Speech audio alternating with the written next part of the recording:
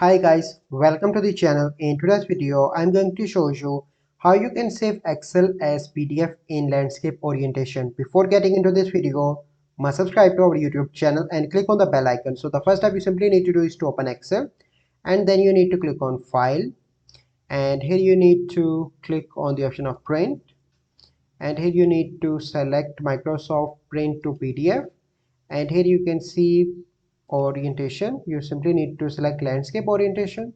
So here it is. Then you need to click on Print, and let me save this on to the desktop. So I'm going to name it sample document